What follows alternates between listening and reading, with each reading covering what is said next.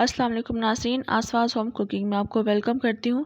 आज मैं आपके साथ चेरी केक की रेसिपी शेयर कर रही हूँ, जो कि बहुत ही मॉइस्ट और सॉफ्ट केक बनकर तैयार हुआ था और ये बहुत ज़्यादा टेस्टी केक बना था। आप इस केक को बनाकर बर्थडे पार्टीज़ में भी सर्व कर सकते हैं। इसके अलावा आप टी पार्टीज़ में भी इसको बनाकर सर्व कर सकते हैं, मेहमानों के लिए भी बनाकर रख सकते हैं। तो चलें देखते हैं इस केक को मैंने किस तरह से बनाया है। टोटल मैं इस केक में 1.5 कप मैदा यूज़ करूँगी। पहले मैंने 1 कप मैदा डाल दिया है छन्नी में, इसको मैं छान लूँगी। थोड़ा सा छान लूँगी, थोड़ा सा स्पेस बना लूँगी। हाफ़ कप मैदा मज़ीद इसमें ऐड कर देंगे और साथ ही साथ इसमें 1 table spoon baking powder use करेंगे। इन सबको डालकर हम अच्छी तरह से मिक्स कर लेंगे, छान लेंगे हम इसको।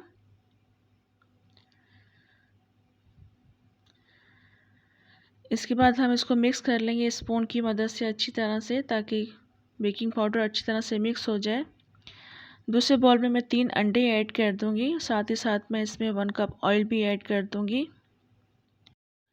इन दोनों को हम अच्छी तरह से बीट कर लेंगे और थोड़ा सा पेल कर आने तक इसको हम बीट करेंगे। तकरीबन मुझे आधा मिनट लगा था इनको बीट करने के लिए। थोड़ा सा फ्लफ़ी बैटर ये रेडी हो गया था और आप देख लें इसका कलर भी चेंज हो रहा है। ये देख लें, इस तरह से हमने इस बैटर को रेडी करना है। इसके बाद मैं इसमें चीनी ऐड कर दूंगी। 1 कप चीनी है ये रेगुलर शुगर है जो मैंने घर में ही ग्राइंड कर ली थी। इसको ऐड कर देंगे और साथ ही साथ मैं इसमें वनीला एसेंस भी ऐड कर दूंगी 1 टेबल स्पून। इन दोनों को डालकर भी हम अच्छी तरह से बीट कर लेंगे। तकरीबन मुझे 2 से 3 मिनट लगे थे इसको बीट करने के लिए। चीनी को हमने मिक्स कर लिया था अच्छी तरीके से।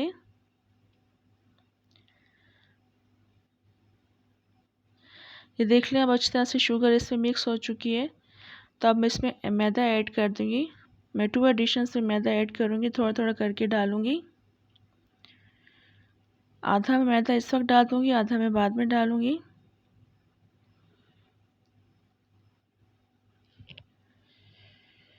मैदा डालकर भी हम इसको अच्छी तरह से बीट कर लेंगे।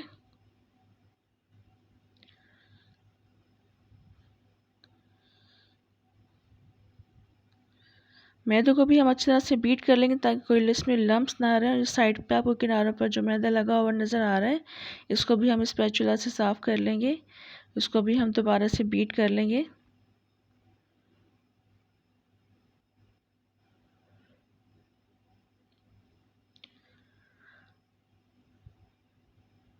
इसको बीट करने के बाद जो बाकी का मैदा रह गया था वो भी हम सारा इसमें ऐड कर देंगे और इसको भी हम बीट कर लेंगे।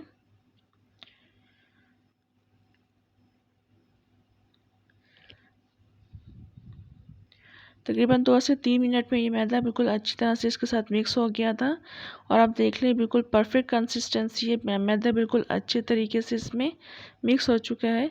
और अगर आपको लगे कि मैदा इसमें अच्छी तरह से मिक्स नहीं हुआ है या थोड़ा सा थिक है इसमें, तो आप इसमें दूध भी ऐड कर सकते हैं, तकरीबन 3 से 4 टेबल स्पून। मगर मेरी नज़र में ये बिल्कुल परफेक्ट कंसिस्टेंसी है। तो मैं इसको अब एक मोल्ड में पोर कर दूँगी। मोल्ड को मैंने पहले से ग्रीस करके रख लिया था। इस मोल्ड में मैं इस बैटर को पोर कर दूंगी। सारा बैटर इसमें पोर कर देंगे।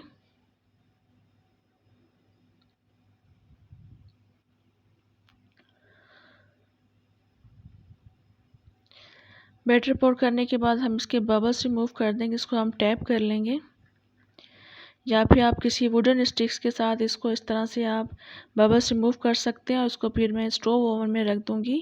स्टोव ओवन को मैंने गर्म करने के लिए पहले से रख दिया था, तकरीबन आधा घंटा पहले। मीडियम फ्लेम पर मैं इसको बेक कर रही हूँ।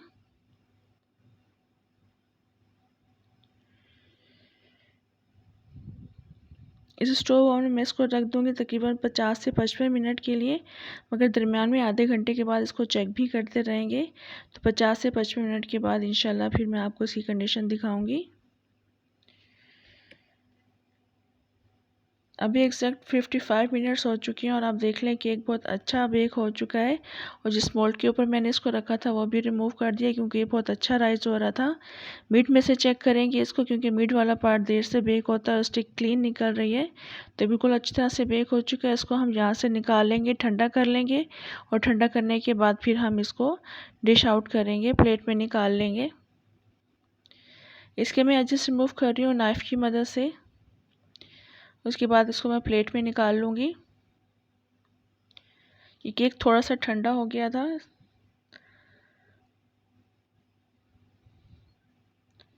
ये देख लें केक बहुत आराम से निकल रहा है, बहुत अच्छा ये बेक हुआ है। नीचे से भी ये बहुत अच्छा बेक हुआ है और साइड्स भी इसकी बहुत अच्छी बेक हुई हैं। और ये बहुत ज़्यादा सॉफ्ट और मॉइस्ट केक बना था ये। इसको मैं अब ठंडा करने के लिए रख दूँगी। किचन में ही मैं रख दूँगी इसको नॉर्मल टेम्परेचर पर, और मैं व्हिपिंग क्रीम रेडी कर लूँगी। ये 500 ग्राम व्हिपिंग क्रीम है जिसको मैं बीट कर लूँगी। इसको हमें थिक करना है इस क्रीम को। ये चिल्ड व्हिपिंग क्रीम है। और ये भी मैं आपको बता दूँ, ये मीठी क्रीम है। अगर आप फीकी क्रीम आपके पास है तो आप इसको रेगुलर शुगर के साथ पीस कर रेगुलर शुगर को इसमें ऐड कर सकते हैं, हाफ कप, या फिर अपने टेस्ट के मुताबिक इसमें चीनी ऐड कर सकते हैं। ये देख लें अभी 3 से 4 मिनट हुए हैं और ये काफ़ी अच्छी थिक हो गई है, मगर अभी हमने इसको मज़ीद थिक करना है, अभी रनी है ये। साथ साथ मैं इसको बीट करती जाऊंगी और आपको दिखाती जाऊंगी हमने इसको कितना थिक करना है। अभी तकरीबन 10 मिनट हुए हैं। ये मज़ीद देखें थिक हो गई है, मगर ये अभी भी परफेक्ट कंसिस्टेंसी नहीं है इसकी, तो इसको मज़ीद मैं 2 से 3 मिनट के लिए इसको बीट करूँगी। और अभी आप देख लीजिए क्रीम बिल्कुल थिक हो चुकी है। मुझे तकरीबन 13 से 14 मिनट लगे थे क्रीम को बीट करते हुए, इसको थिक करते हुए। देख लें गिर नहीं रही है, तो अब ये फ्रॉस्टिंग के लिए बिल्कुल रेडी है। तो अब इसको हम केक पर असेंबल करेंगे। केक की टॉप को पहले मैं रिमूव कर दूँगी, अनइक्वल पार्ट्स को हम रिमूव कर देंगे ऊपर से।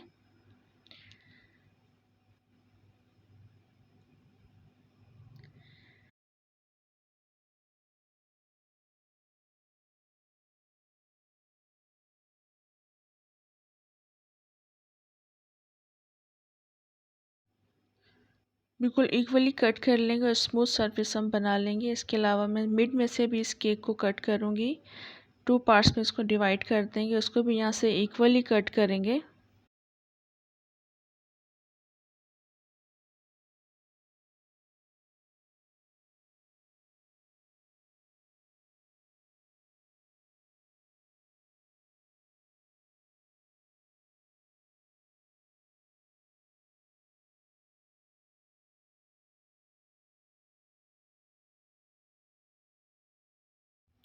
और अभी आप देख लें बिल्कुल स्मूथ कट चुका है, ये इक्वली कट हो चुका है और ये बहुत ज़्यादा सॉफ्ट और मॉइस्ट केक है, आप देख लें।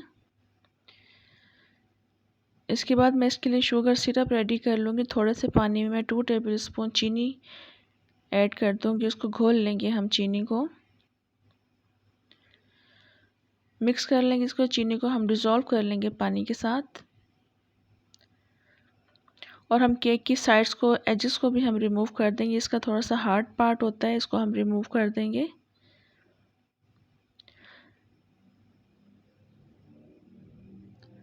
दोनों केक की लेयर्स की हम इस तरह से एजेस रिमूव कर देंगे।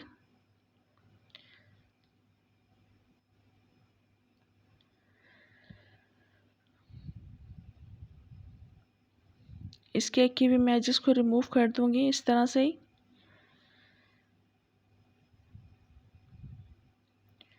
ये देख ले मैंने इसकी भी एजेस रिमूव कर दिए। ये हार्ड पार्ट होते हैं, इसको रिमूव कर दें तो ज़्यादा बेहतर होता है, क्योंकि फिर जब हम केक वगैरह कट करते हैं तो हार्ड रहता है।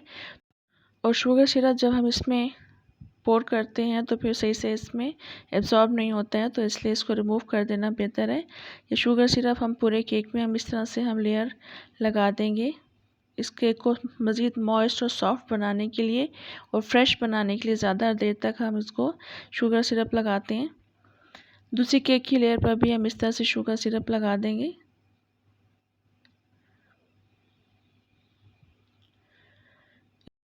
इसके बाद क्रीम के साथ इसको असेंबल करेंगे। आप चाहें तो इस वक्त क्रीम की थिन लेयर भी लगा सकते हैं और थिक लेयर भी लगा सकते हैं, जिस तरह से आपको पसंद हो।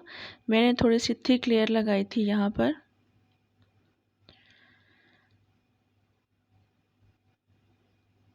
क्रीम की थिक लेयर लगाने के बाद मैं इसमें थोड़े से चेरीज़ ऐड कर दूँगी। चेरीज़ को मैंने दरमियान से कट कर लिया था और उसके बाद मैंने इसको यहाँ पर लगा दिया था। सारी चेरीज़ को हम इस तरह से लगा देंगे, यहाँ पर असेंबल कर देंगे।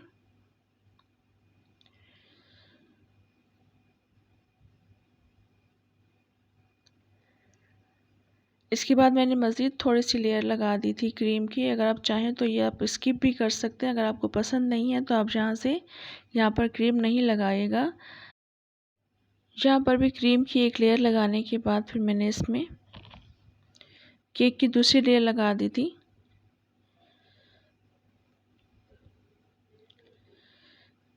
केक की लेयर लगाने के बाद दोबारा से इसके टॉप पर हम क्रीम लगा देंगे और उसको हम इक्वल कर देंगे, बिल्कुल स्मूथ कर देंगे। इसी तरह से हम साइड्स को भी इस क्रीम लगाकर स्मूथ कर देंगे, इक्वल कर देंगे। और थोड़ा सा मैंने इसमें डेकोरेट कर दिया था, इसको थोड़े से फ्लावर्स वगैरह बना दिए थे। केक की टॉप को भी हम थोड़ा सा डेकोरेट कर देंगे इस तरह से।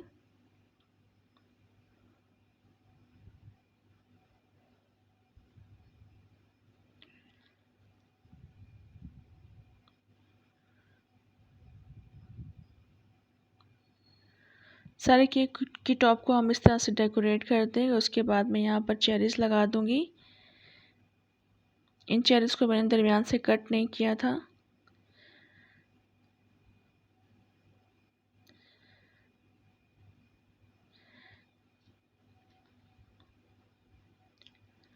चेरीज़ लगाने के बाद मैं मज़ीद इसको डेकोरेट कर दूँगी। थोड़ी सी क्रीम बच गई थी तो उसमें मैंने थोड़ा सा रेड फूड कलर ऐड कर दिया था। थोड़ा सा पिंकिश कलर हो गया था तो उसकी वजह से मैंने थोड़े से फ्लावर बना दिए थे पिंक कलर के। ये बहुत ही टेस्टी, बहुत ही मज़ेदार और बहुत ही अच्छा केक बनकर तैयार हुआ था। बहुत ही सॉफ्ट केक बना था। इस रेसिपी को ज़रूर ट्राई कीजिएगा। बहुत ही आसान सी रेसिपी है मगर बहुत ज़्यादा टेस्टी बना था ये केक। ज़रूर ट्राई कीजिएगा। अपना फीडबैक भी ज़रूर दीजिएगा। रेसिपी अच्छी लगे तो लाइक और सब्सक्राइब भी ज़रूर कर दें। इंशाल्लाह नेक्स्ट रेसिपी के साथ दोबारा आऊँगी। तब तक के लिए इजाज़त दें। अल्लाह हाफिज़।